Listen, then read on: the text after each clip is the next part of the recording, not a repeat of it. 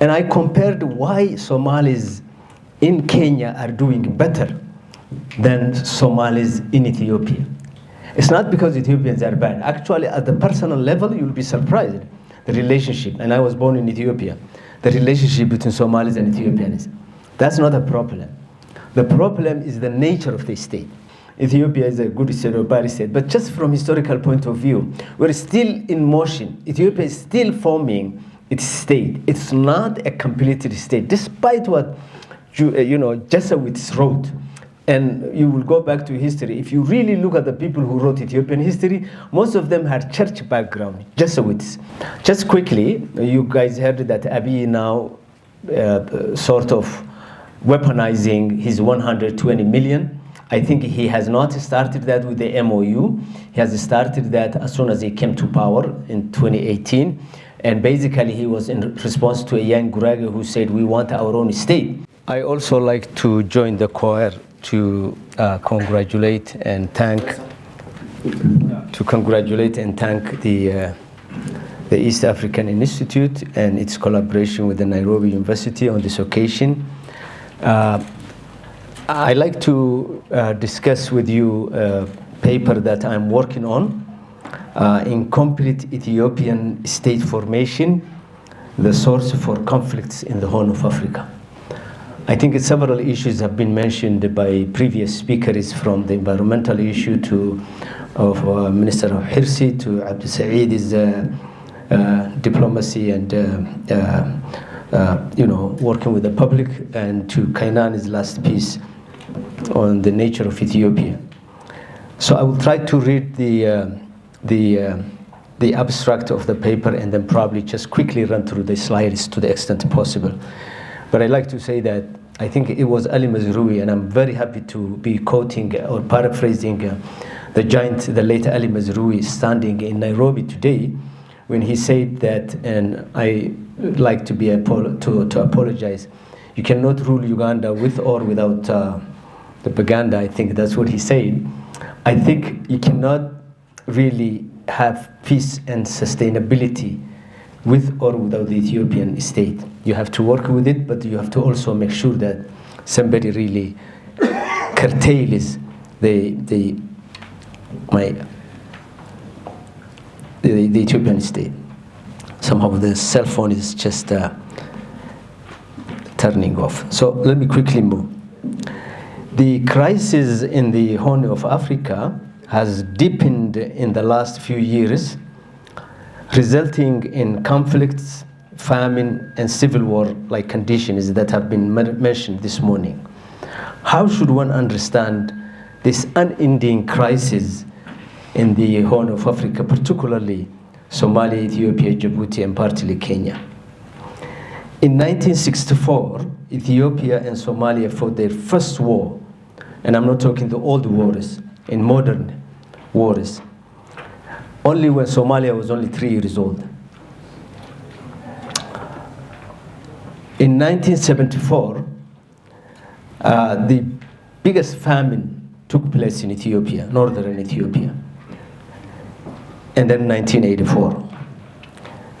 In 1977, the Western Somali Liberation Front, which birthed the Ogaden National Liberation Front, in collaboration with the Somali state, had the famous 1977-78 Ogaden War, which really was a precursor for what we see today in the world. Unadulterated interventions of big powers. And if some of you remember, the Warsaw involvement in the Ogaden War was never seen before. The entire Warsaw Pact members came to the Ogaden and ejected Somalis and the Western Somali Liberation Front. That's when Ethiopia's debt crisis started. $10 billion that Ethiopia inherited, and those problems are today haunting Ethiopia. The question is, how should one explain the Horn of Africa's perennial state failure? Why are states in the Horn of Africa not functional? Particularly, I'm focusing Ethiopia and Somalia to an extent. In this paper, I will argue that this phenomenon can only be understood within the concept of incomplete or and failure nation states in the region. And as a result of that, we are having everything that has been described, whether it's the famine, the autocratic rulers that we have in the region, and the crisis. So partly responding to this condition is plus a long-standing dream to liberate the Western Somali Liberation Front. You have two contested ideas in the Horn of Africa. And one is the one that Somalis and others hold dearly, and the other one is the one that Ethiopia wants to keep, which is an empire state. And I think it's very interesting for political scientists and historians to understand that we don't have a uniform African states here. We have two forms of African states. One is an imperial state, and that's the Ethiopian state, just the same as England. Despite the fact that some African intellectuals have this, starting all the way from, Dubois and precursors, we have this notion of idealizing Ethiopia as the image that has never been colonized. But I think that also comes with its own issues that most Africans don't like to see, and that is Ethiopia is nothing but an imperial state. As much as England was an imperial state, as much as France and Italy and every European power was. And Ethiopia committed the same problems that others did. Ethiopia had slavery. The Shangillas have been sold back and forth until recently. It had also people that have been colonized, not only Somalis, but the Oromos, the Sidamas. So Ethiopia is a miniature of imperial state that exists within a largely neo-colonial, post-colonial region. And I compared why Somalis in Kenya are doing better than Somalis in Ethiopia. It's not because Ethiopians are bad. Actually, at the personal level, you'll be surprised. The relationship, and I was born in Ethiopia, the relationship between Somalis and Ethiopians, that's not a problem. The problem is the nature of the state. For instance, people are impressed with the success Somalis have in Kenya, both at the state participation as well as the business. Even some people decrying that Somalis have dominated business in Nairobi. Very good. I think that's American, Western, capitalism, which Somalis love. In Ethiopia, in Addis Ababa, despite 200 years of colonialism, there is no single hotel in Addis Ababa that a Somali owns. Those are the issues we like to really explain. Why? Why Somalis thrive in Zambia, in Minnesota, in everywhere, and not in Ethiopia? Because it has not been decolonized. Until and unless you decolonize, you will not have really. So I should just go to the slides. I will just. Am I right? Okay. So part of the article is to really see, as I said, going back historically to the nature of the state, and demystify some of the things that Westerners abundantly and kindly wrote about Ethiopia. The Peripulus of Eritrea is the first European account about Ethiopia. Guess what? There are only several areas that book mentions. It mentions 𝐂𝐴𝐧𝐭𝐬, which was not part of Ethiopia. At that time, actually, there was nothing called Ethiopia. It was Abyssinia that came even late. They're just talking about the people that were there. They mention 𝐂𝐴𝐧𝐭𝐬, which was far from Gondar, which is the Amara state, as we speak today. And the book says that often, every now and then, traders come and bring some goodies to 𝐂𝐴𝐧𝐭𝐬 to be shipped through the port. But they mention Somali civilizations abundantly, from Ras Hafun to Berbera to other Somali coastal areas. So Somalis were at that time as much active as 𝐂𝐴𝐧𝐭𝐬 was. So the Ethiopia that we talk, which Ethiopia really capitalized this book, The Peripulus of Eritrea, and most people don't read, is not really talking much about Ethiopia. It's talking about coastal people and mostly about Somali coastal areas. And then I was at the conference in the University of Miami, and one of the key speakers was talking about the big events in Africa. So he talks about Tedros, he talks about Menelik, he talks about everything, and I was a bit taken aback by, completely remaining oblivious to Ahmed 𝐂𝐻𝐿 Somalis, who invaded from Adel all the way down to Masua and, Gondar and what have you. The day he was capturing the outskirts of Addis Ababa, he collected 10,000 armed troops on the gates of Addis Ababa. 10,000. Today Somalia doesn't have 10,000. I'm not even talking about the Juran civilizations which can march, and that's another history. But the fact is that the Somali who invaded, and that article, that speaker was talking about the events that changed Africa.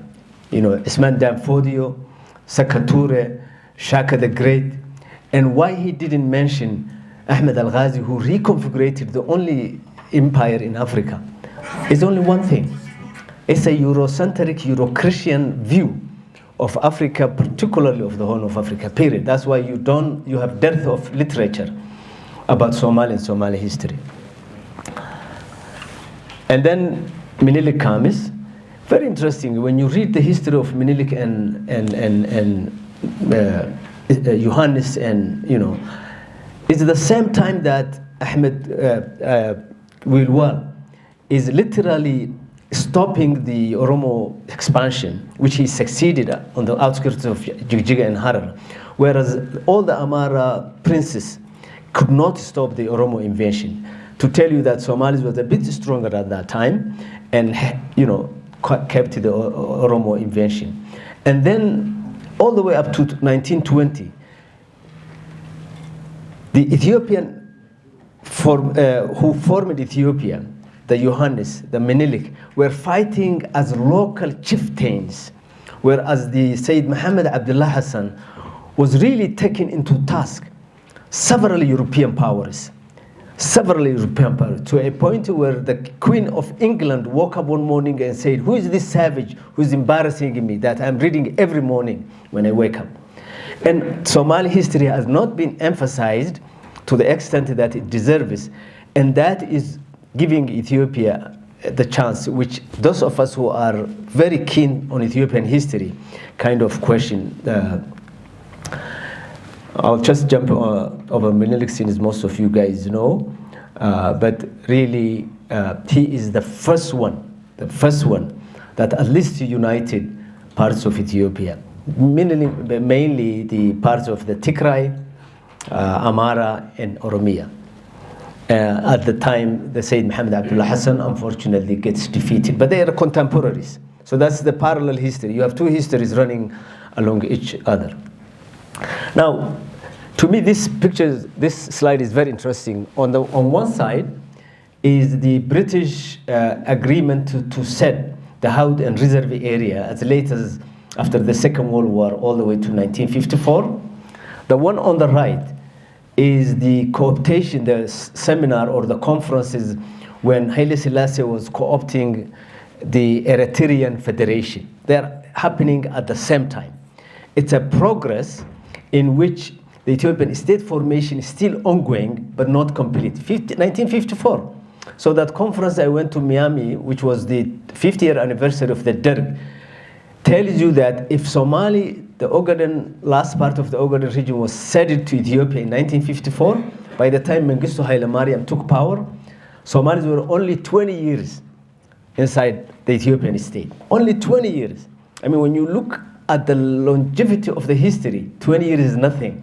Why Somalis don't speak Amharic? Why Somalis don't be part of the Ethiopian state? Because they've only been here for a few years. I mean, can you imagine? My dad was married to my mom when the British consulate was giving Somalis marriage certificate. It's just as recent as yesterday. This is not to really say that Ethiopia is a good state or bad state, but just from historical point of view, we're still in motion. Ethiopia is still forming its state. It's not a completed state, despite what Jesuits wrote and you will go back to history. If you really look at the people who wrote Ethiopian history, most of them had church background, Jesuits, or people who were sent from big powers to help the. Now, these are only a number of the identity-based movements in Ethiopia that have existed, from the Ogaden National Liberation Front, Western Somali Liberation, TPLF, OLF, OLA, Sidama, Afar, go on and on and on. And state formation is an antithesis to these groups. Just quickly, you guys heard that Abiy now sort of weaponizing his 120 million. I think he has not started that with the MOU. He has started that as soon as he came to power in 2018. And basically he was in response to a young Gurage who said, we want our own state. He responded by saying, why do you need your state when you go to Mogadishu and make money and send that money? This is 2018. So this, right as soon as he came, he just moved to this, again, just Ethiopia is claiming that it will be by 2040, 195 million, whereas Somalia is very small compared to that. So I think the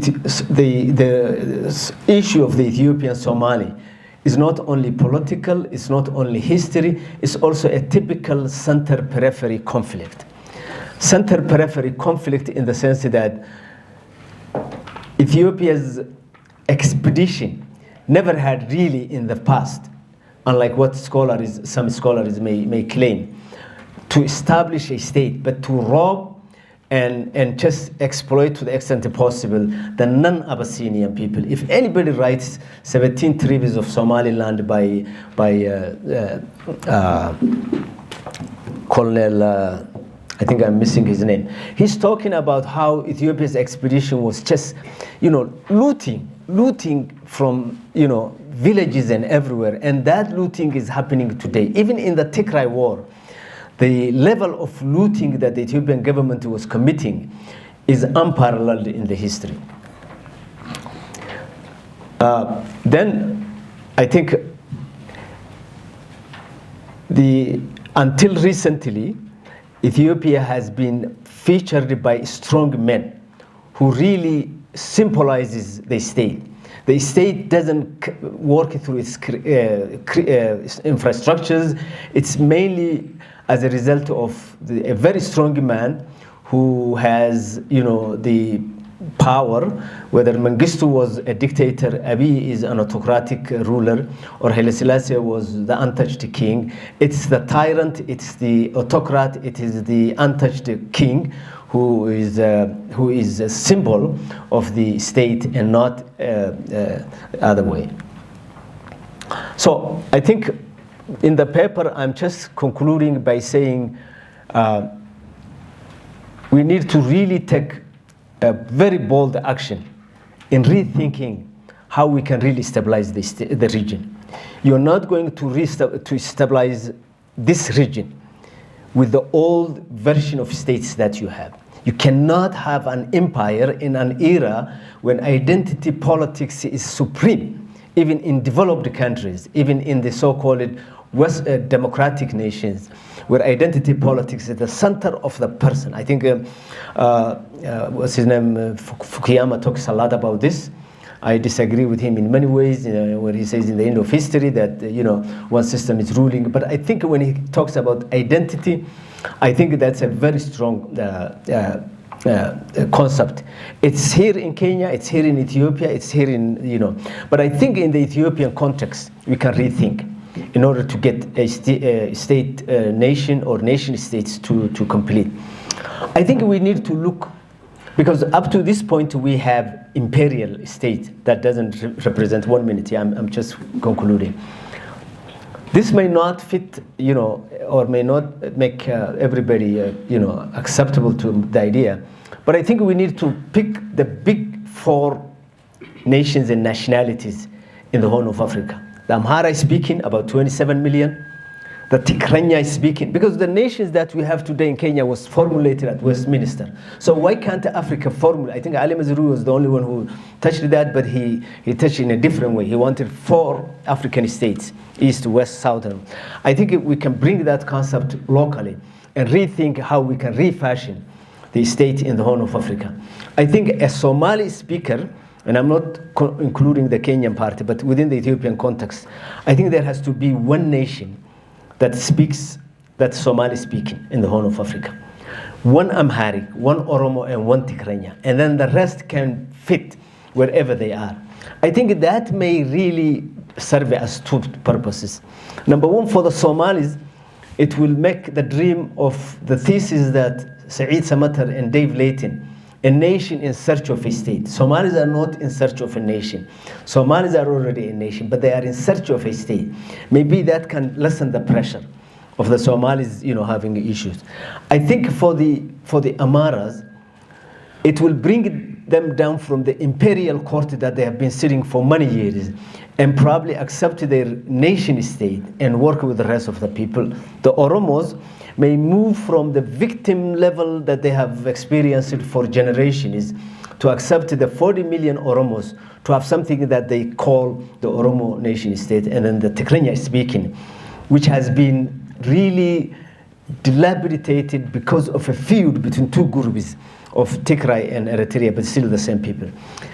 If we can find something in that formulation and then create a confederation, my thesis is that peace, sustainable peace, can be easily had, and that can lead us to manage and control famine, conflicts, and wars. With that, thank you very much. Thank you, sir. Thank you very much. Ladies and gentlemen, we now have a break.